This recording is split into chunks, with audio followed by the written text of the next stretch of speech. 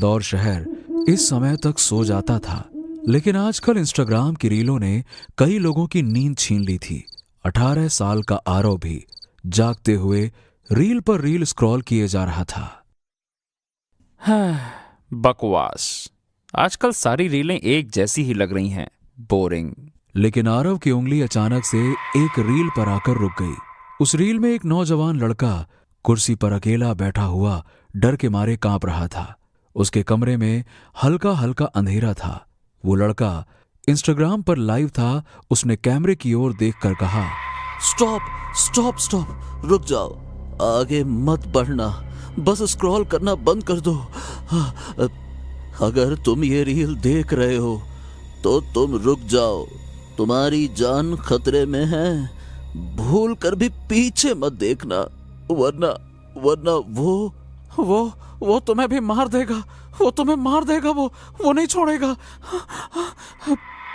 आरव का अटेंशन उस रील पर जा चुका था। वो ध्यान से उस आदमी को सुनने लगा। मैं नहीं जानता वो कौन है, नहीं जानता उसको। मुझे लगा था कि ये सब एक नाटक है। मुझे भी ऐसी ही रील दिखाई पड़ी थी, पर मैंने उसकी बात नहीं मानी और पीछे मुड़कर देख लिया और उसने मुझे मार डाला मुझे। पर तुम मत देखना पीछे, मत देखना पीछे, मत देखना। हाँ। आरव को कुछ समझ में नहीं आया कि वो लड़का ये सब बोल क्यों रहा है और उसकी बातों में कितनी सच्चाई है। लेकिन अगले ही पल उसने जो देखा, वो लड़का जिस कुर्सी पर बैठा था उसके ठीक पीछे से नकाब पहने एक आदमी निकला।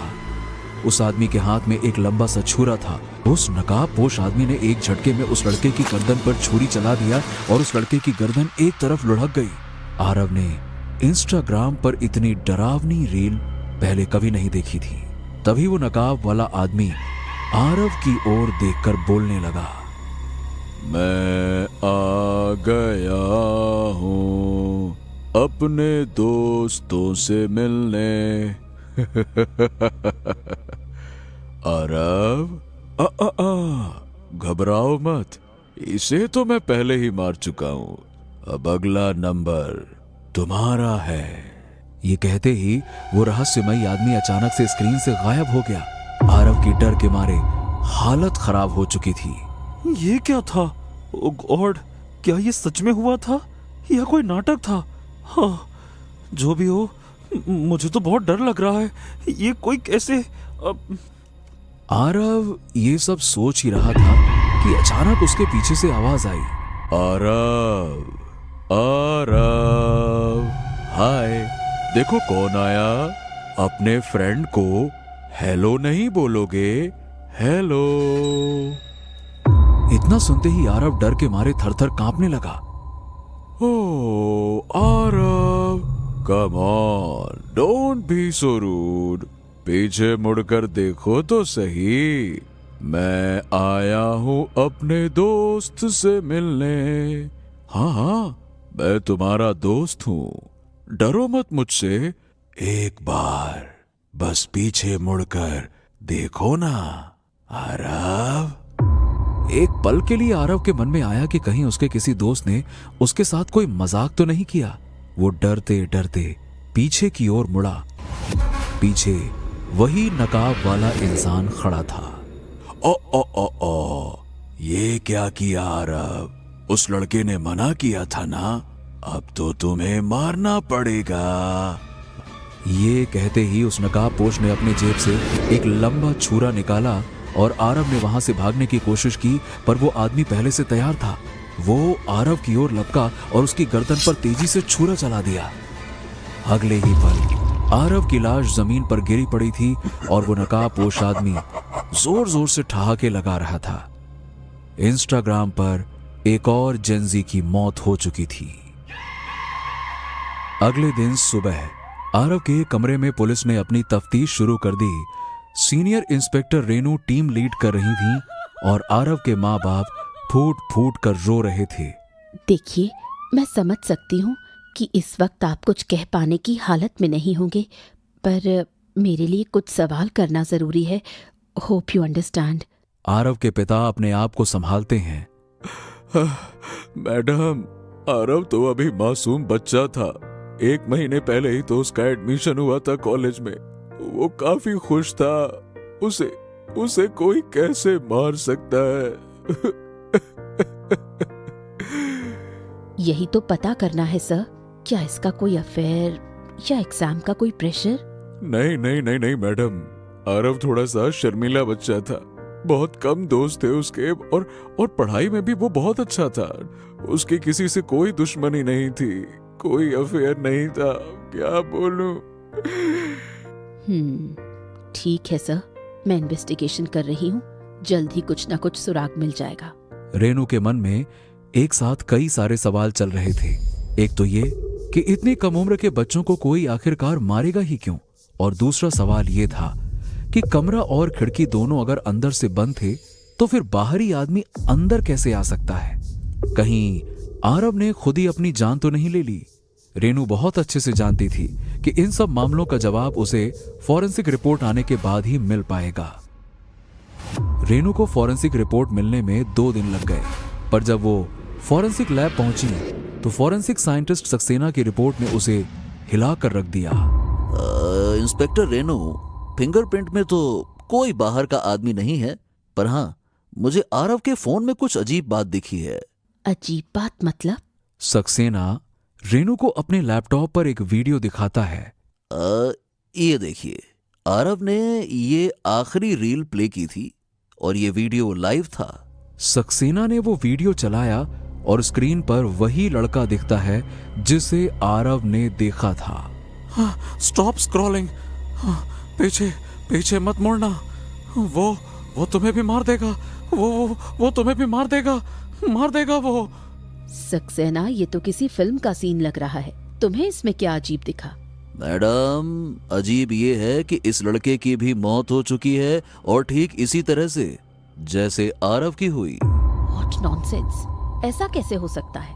ऐसा हुआ है मैडम, मैंने पता करवाया। इस लड़के का नाम पृथ्वी सोलंकी था और ये 2 महीने पहले ही मरा हुआ मिला था। कोई सबूत नहीं मिला तो फाइनली इसे सुसाइड केस घोषित कर दिया गया था। रेनू स्क्रीन को घूरे जा रही थी। कुछ तो ऐसा था जो उसे समझ नहीं आ रहा था। 1 मिनट, अगर ये लड़का पृथ्वी सोलंकी 2 महीने पहले मर चुका था तो फिर कल ये लाइव वीडियो किसने बनाया? सक्सेना खामोशी से रेनू के चेहरे को देखता रहा। मैडम, इस सवाल का जवाब तो मुझे भी चाहिए। रेनू कुछ पल चुप रहती है। आरव के कॉल लॉग्स चेक किए? हाँ जी मैडम, लास्ट डायल नंबर वो क्या था? हाँ, वो तृप्ति नाम की लड़की का है। वो आरव के कॉलेज की ही है वो। ठीक है, इसका नंबर मुझे व्हाट्सएप करो, मैं बात करती हूँ। रेनू को पुलिस की नौकरी करते हुए 10 साल हो गए थे, पर ऐसा विचित्र केस उसके पास पहले कभी नहीं आया था। उसने तृप्ति को कॉल किया और फोन गाड़ी के स्पीकर पर लगा दिया। हेलो तृप्ति, मैं इंस्पेक्टर रेनू बोल रही हूँ। इंस्पेक्टर का नाम सुनते ही तृप्ति घबरा गई। इंस्पेक्टर? जी बोलिए, क्या हुआ? कुछ नहीं, मैं बस आरव के बारे में कुछ सवाल पूछना चाहती थी। आरव? मैम, मुझे कुछ नहीं पता। मुझे आज ही उसकी न्यूज़ मिली। I am also very upset. It's okay Tripti, मुझे बस ये बता कि कल रात 11 बजे के आसपास तुम्हारी आरव से बात हुई थी ना? तो क्या बात हुई थी? तृप्ति अब और ज्यादा घबरा जाती है। मैम, कुछ खास बात नहीं हुई थी। आरव ने नोट्स मांगे थे, अगले दिन असाइनमेंट सबमिट करना था, बस उतनी ही बात हुई थी। बस। जी मैम। दोनों तरफ खामोशी छाई रही। तभी रेनू ने पूछा, तृप्ति, क्या तुम पृथ्वी को जानती हो? ये सुनते ही तृप्ति को जैसे सांप सूंघ गया। कौन? पृथ्वी?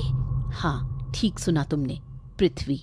जानती हो उसे? जी, एक्चुअली आरव, पृथ्वी और मैं तीनों एक ही स्कूल में थे, लेकिन उससे काफी टाइम से बात नहीं हुई हमारी।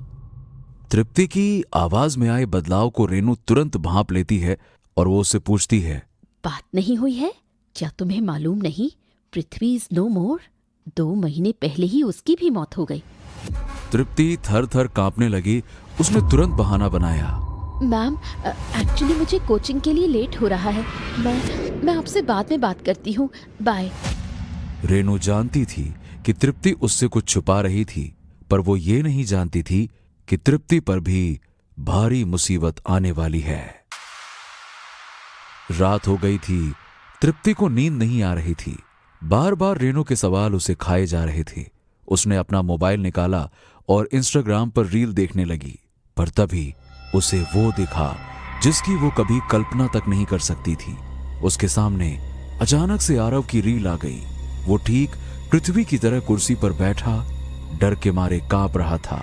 उसने कांपते होठों से कहा, स्टॉप, रुको, आगे मत बढ़ना, तुम्हारी जान खतरे में है।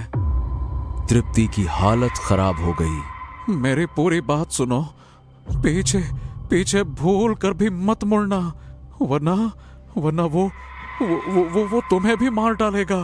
पीछे मत मुड़ना।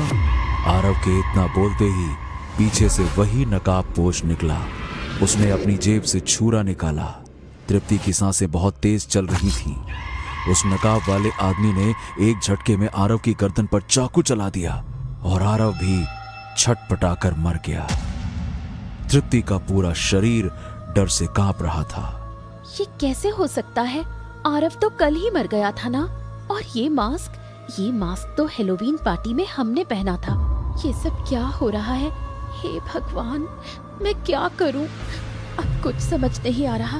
हाँ, एक काम करती हूँ, रेनू मैम को फोन करती हूँ और उन्हें सब कुछ सच बता देती हूँ। वो जरूर मदद करेंगी। तृप्ति की उंगली तुरंत अपने मोबाइल के कॉन्टैक्ट्स पर गई, पर तभी पीछे से एक आवाज आई। कौन सा सच बताओगी तृप्ति? मेरी मौत का सच बता पाओगी उसे? ये सुनते ही तृप्ति के हाथ से मोबाइल गिर गया। उसे याद आया कि आरव ने उसे पीछे मुड़ने से मना किया था। कौन है पीछे? मैं आया अपने दोस्तों से मिलने। एक काम करो, तुम खुद क्यों नहीं देख लेती? नहीं, तुम सामने आओ। देखो, नहीं, मैं सामने क्यों आऊं? पर तुमने ही तो कहा था मुझे पीछे मत मुड़ना। याद है, आज से 4 साल पहले।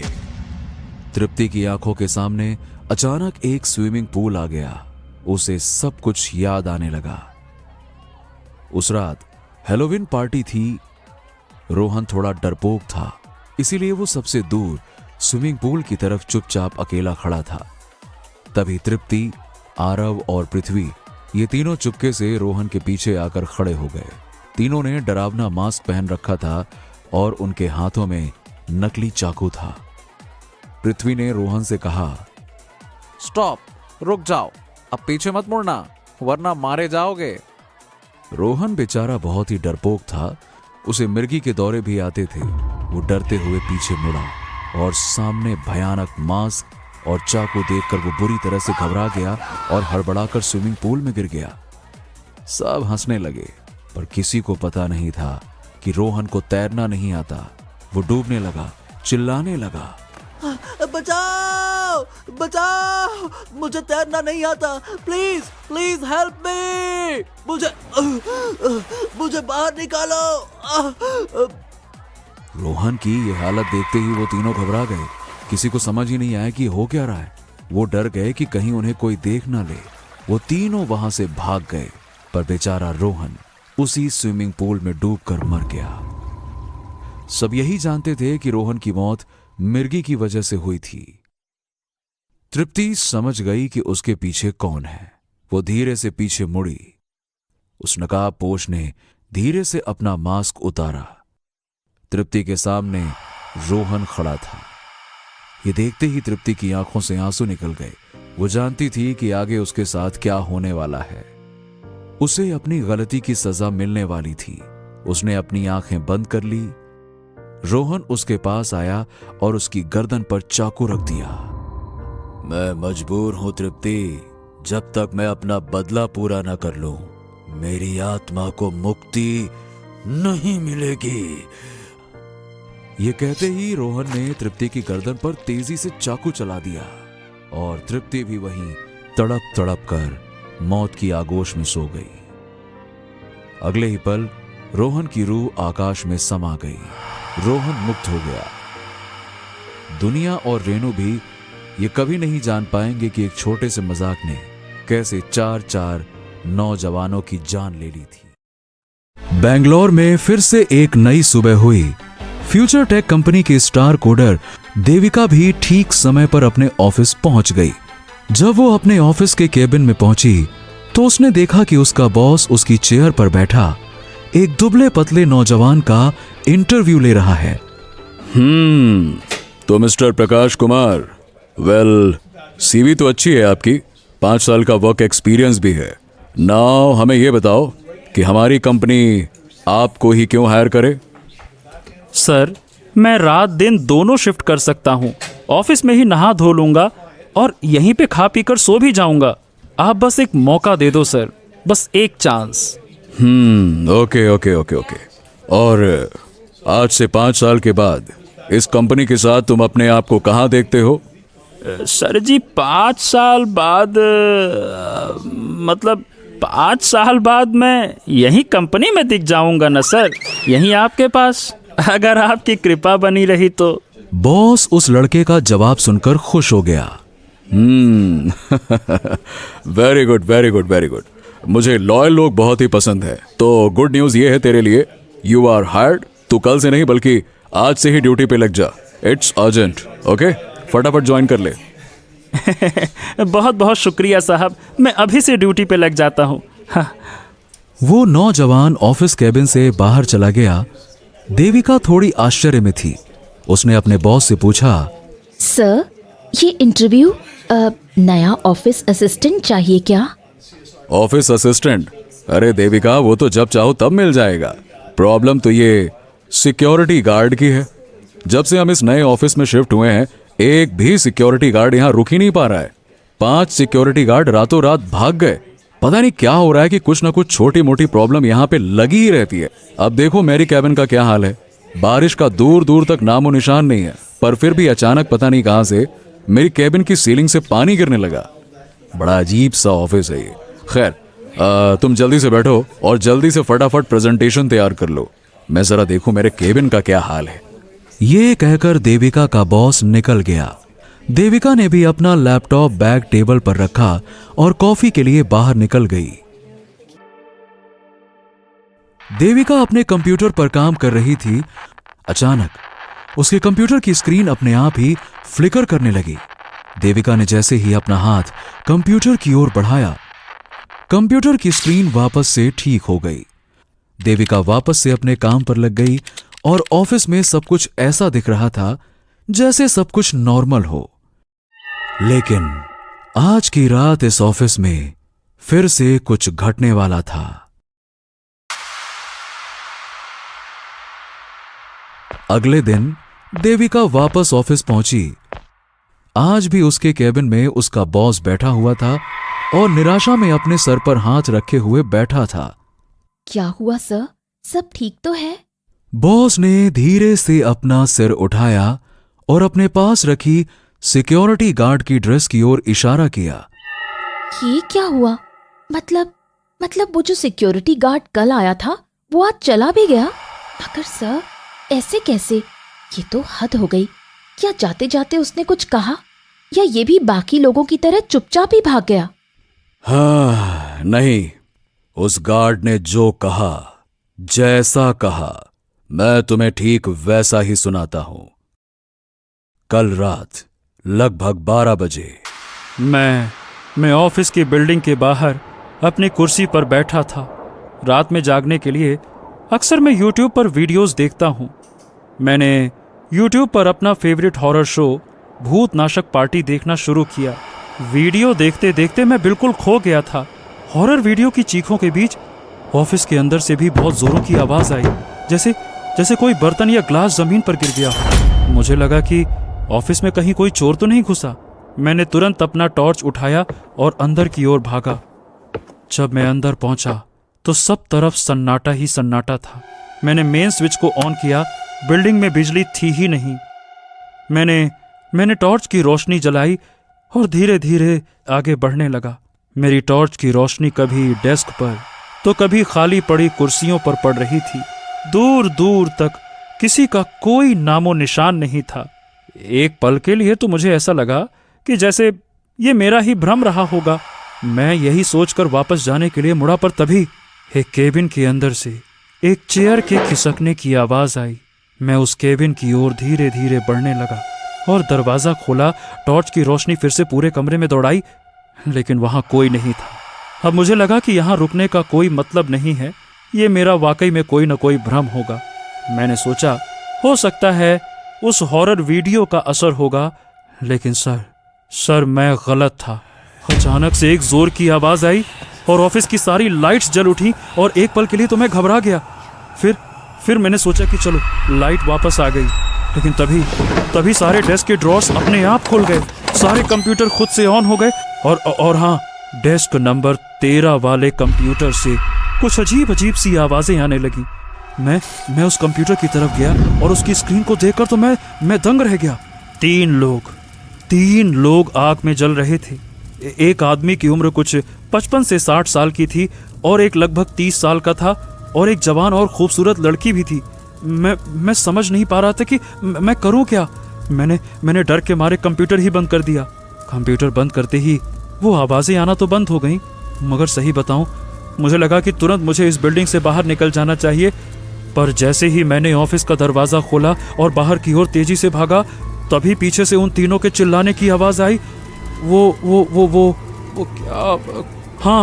हाँ, याद आया।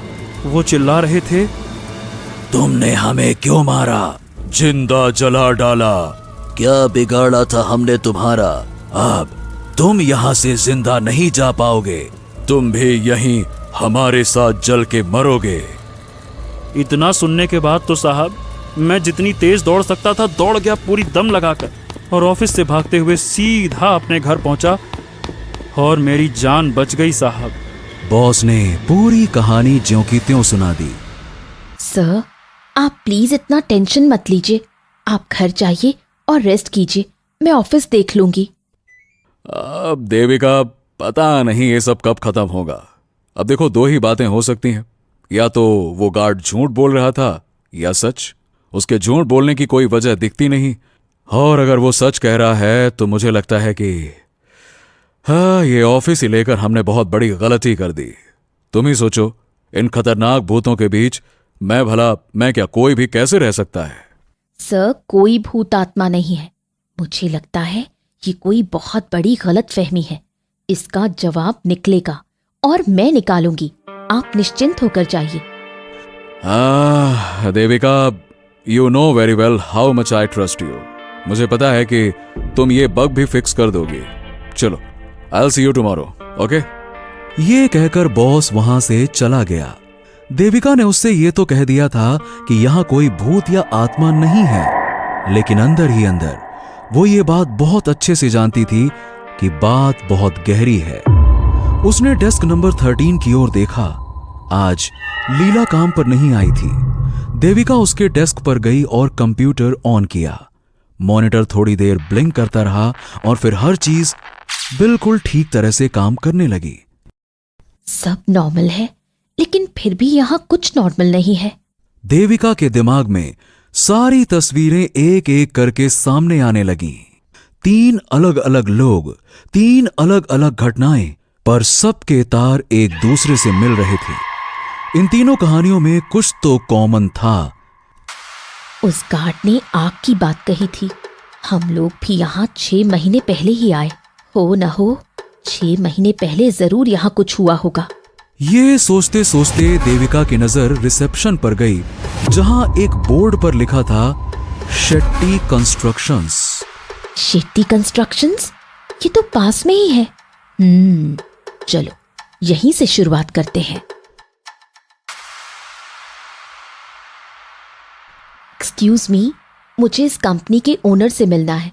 इस वक्त कहाँ मिलेंगे वो? शेट्टी सर? जी, वो तो आउट ऑफ टाउन है। अच्छा, कब तक आएंगे? शायद अगले हफ्ते। एक्चुअली मैं फ्यूचर टेक कंपनी में काम करती हूँ, तो मुझे कुछ पूछना था। Future tech? हाँ, वो तो क्लाइंट है हमारी। कहिए क्या बात है? जी कुछ नहीं, बस इतना जानना था कि 6 महीने पहले जब आप हमारा ऑफिस रेनोवेट कर रहे थे तब वहाँ कुछ हुआ था, मतलब कोई अनयूजुअल एक्टिविटी? रिसेप्शनिस्ट ने अपने दिमाग पर जोर डाला। मैडम मुझे याद आ रहा है कि उस वक्त फायर डिपार्टमेंट से कुछ ऑफिसर आए थे।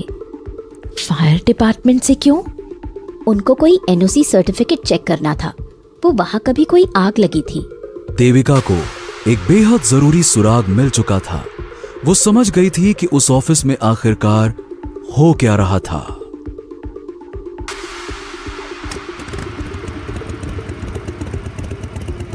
देविका ने अपनी बाइक पार्क की और सीधा अपने घर में घुस गई। उस छोटे से कमरे में कई सारे सर्किट्स, इंफ्रारेड लेंस और कई सारी छोटी छोटी मशीन्स बिखरी पड़ी थीं। देविका ने एक बैग उठाया और एक एक करके मशीन्स अंदर डालने लगी। एक ईएमएफ डिटेक्टर जिससे किसी भी पैरानॉर्मल एक्टिविटी का तुरंत पता चल जाएगा। एक छोटा सा हैंडहेल्ड टेसर इमरजेंसी में आत्मा को शॉक देने के लिए। एक इंफ्रारेड वॉइस रिकॉर्डर जिसमें मैं आत्माओं की आवाजें रिकॉर्ड कर पाऊंगी। बस इतना काफी है। जरा मैं भी तो देखूं कि ऑफिस के अंदर बैठी ये आत्माएं आखिर हैं कौन। शाम के ठीक 7 बज चुके थे। फ्यूचर टेक के लगभग सारे कर्मचारी जा चुके थे। सिर्फ देविका और ऑफिस असिस्टेंट गौरव ही बचे थे।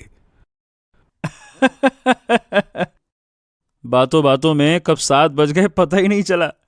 अच्छा हाँ देविका मैडम, अब मुझे तुरंत एक जगह पहुंचना है तो अभी निकलना होगा और मुझे ऑफिस भी लॉक करना है। अच्छा ये बताइए, क्या आप अपनी बाइक से मुझे बस स्टॉप तक छोड़ देंगी? हाँ क्यों नहीं, बिल्कुल छोड़ दूंगी। ठीक है मैडम, बस 2 मिनट में मैं वॉशरूम से आया, बस 2 मिनट, फिर चलते हैं अपन। गौरव वॉशरूम चला गया। देविका के पास यही मौका था। वो तुरंत अपना लैपटॉप बैग लेकर लेडीज वॉशरूम में छुप गई। जब गौरव बाहर आया तो उसे देविका कहीं नहीं दिखी। ला ला ला ला ला। अरे ये देविका मैडम कहाँ चली गई? मैडम बस स्टॉप छोड़ने के नाम पर पतली गली से निकल गई। चलो भाई कोई बात नहीं, बस स्टॉप रोज पैदल जाता हूँ, आज भी पैदल चला जाऊंगा। चलो भाई गौरव ऑफिस को बाहर से लॉक करके चला गया। देविका तुरंत वॉशरूम से बाहर निकली और अपने डेस्क की ओर गई। वहां उसने अपना गैजेट्स वाला बैग छुपा रखा था। चलो बहुत हुई बातें, अब काम करने का वक्त आ गया है। पहले ये ईएमएफ मीटर निकालती हूँ और डेस्क 13 देखती हूँ, वहां कुछ ना कुछ जरूर होगा। देविका डेस्क नंबर 13 के पास आई। पहले उसने कंप्यूटर ऑन किया, लेकिन मशीन में कोई हरकत नहीं हुई। हद है यार, लीला और उस सिक्योरिटी गार्ड ने तो बार बार कहा था कि इसी डेस्क पर कुछ ना कुछ गड़बड़ होती रहती है। खैर मैं पूरे ऑफिस का एक चक्कर मार लेती हूँ। देविका ईएमएफ मशीन को लेकर चारों तरफ चौकन्ना होकर घूमने लगी। काफी देर तक उसे कहीं कोई सुराग नहीं मिला।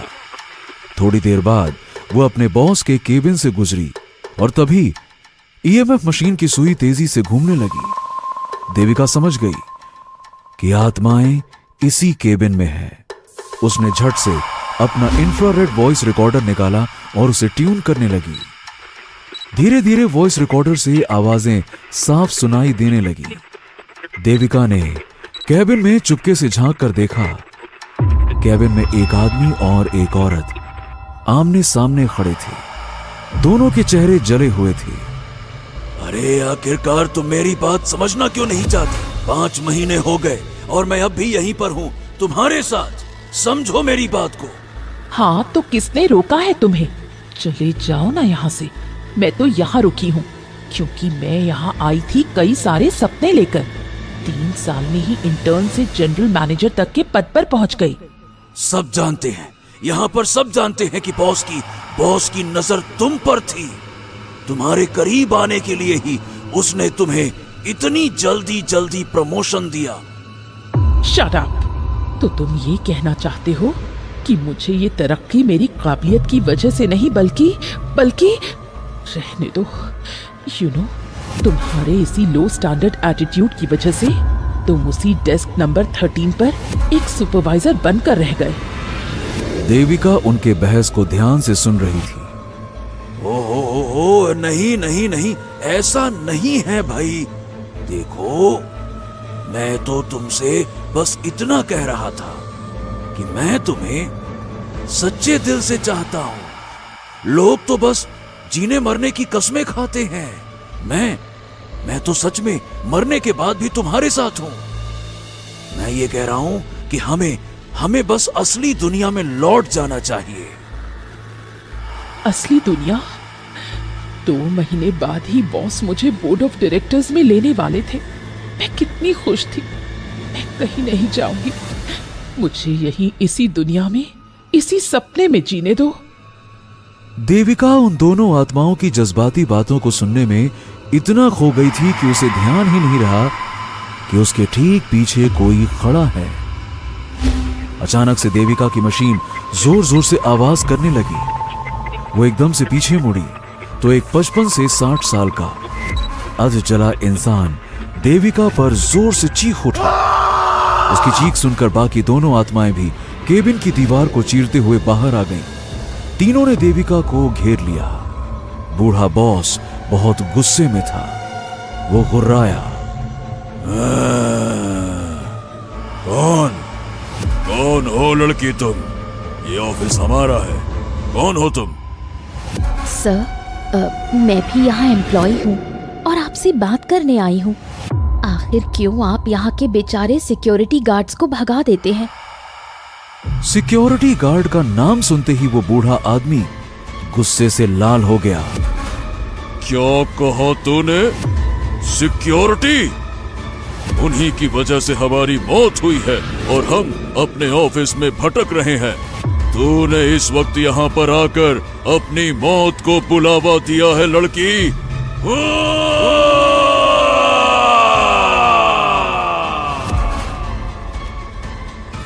देविका तुरंत वहां से भागी।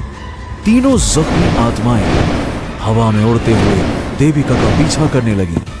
देविका लगातार भागती जा रही थी और उस पर कभी स्टेशनरी तो कभी फाइल्स गिरने लगी। देविका ने उन आत्माओं को चेतावनी दी।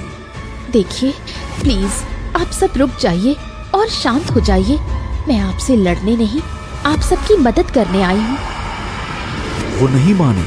लड़का एकदम से देविका की ओर लपका। तभी देविका ने बिजली की गति से अपना गैजेट निकाला और उसे ऑन कर दिया। उस गैजेट से लड़के की ओर एक नीली रंग की तरंग निकली जो सीधा उसकी आत्मा से टकराई। उसकी आत्मा उस चोट को संभाल नहीं पाई और वो फर्श पर गिर गई। बाकी दोनों समझ नहीं पाए कि अचानक से ये हो क्या गया। देविका ने उन्हें फिर से समझाया। आई एम सॉरी, मगर मैं सच बोल रही हूँ कि मैं बस ये जानने आई हूँ कि आपके साथ क्या हुआ था। उसके बाद मैं यहाँ से चली जाऊंगी, मगर आपने मेरी बात नहीं मानी तो मेरी दूसरी मशीन में आपकी आत्माएं हमेशा हमेशा के लिए कैद हो जाएंगी। बूढ़े बॉस को समझ में आ गया कि देविका के पास कोई अनोखी शक्ति है। वो शांत हो गया।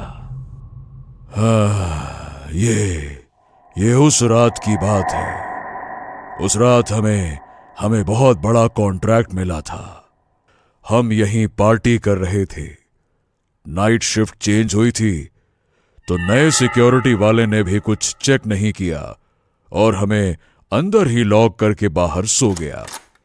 उस दिन मैंने थोड़ा ज्यादा पी ली थी। सेलिब्रेशन था तो माहौल बन गया। सिगरेट ठीक से बुझाए बिना जमीन पर मैंने फेंक दी। मुझे पता भी नहीं चला कि उस छोटे से सिगरेट की चिंगारी से ऑफिस के पार्डन में कब आग लग गई। आग अचानक से फैल गई और हमें संभलने तक का मौका नहीं मिला। हम सब तेजी से दरवाजे की ओर भागे, जोर जोर से दरवाजा पीटते रहे, अपनी पूरी ताकत से चिल्लाते रहे, सिक्योरिटी गार्ड को बुलाते रहे, पर दूर दूर तक कोई भी सुनने वाला नहीं था। और फिर अचानक से एक बहुत बड़ा ब्लास्ट हुआ और हम सब की एक साथ जलकर मौत हो गई। देखो, मैं नहीं जानता कि तुम कौन हो, लेकिन तुम्हारी आंखों में हमदर्दी को देखकर इतना तो मैं समझ गया हूं कि तुम हमारा नुकसान करने तो नहीं आई हो। क्या चाहती हो तुम?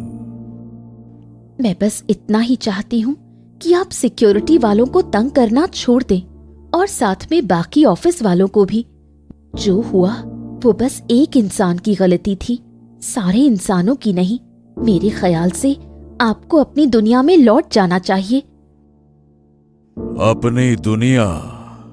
हाँ, अरे तुमको पता है इस ऑफिस को बनाने में 35 साल लगाए मैंने। 35 साल सड़क से उठकर इसे अपने खून से सींचा मैंने। मेरे लिए और कोई दुनिया नहीं हो सकती। यही है मेरी अपनी दुनिया। यही है मेरी अपनी दुनिया। हाँ, तुम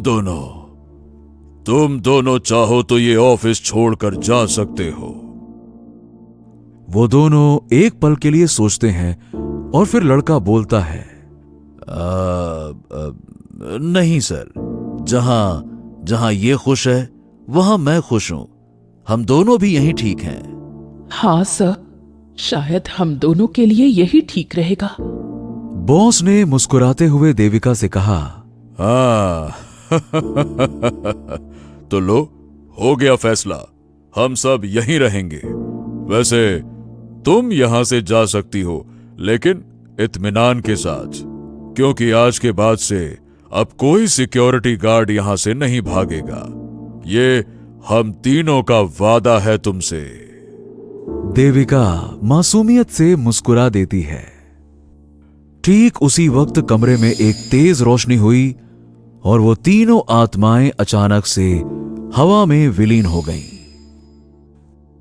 देविका को आज की रात वैसे तो इस ऑफिस में गुजारनी पड़ेगी, लेकिन हां, आज वो चैन की नींद सो पाएगी, क्योंकि उसने अपने बॉस से किया हुआ वादा पूरा कर दिया था। दोस्तों, कैसी लगी आपको ये खौफनाक और रोमांचक कहानी? नीचे कमेंट करके जरूर बताइए। और अगर आपको ये कहानी पसंद आई तो लाइक, शेयर और भूतनाशक पार्टी को सब्सक्राइब करना ना भूलें। हर शुक्रवार हम लाएंगे एक नई हॉरर स्टोरी, तो तुरंत बेल आइकन को दबा दें ताकि ऐसी ही हैरत अंगेज कहानी आपसे कभी छूट ना जाए, क्योंकि डरोगे तभी तो आगे बढ़ोगे।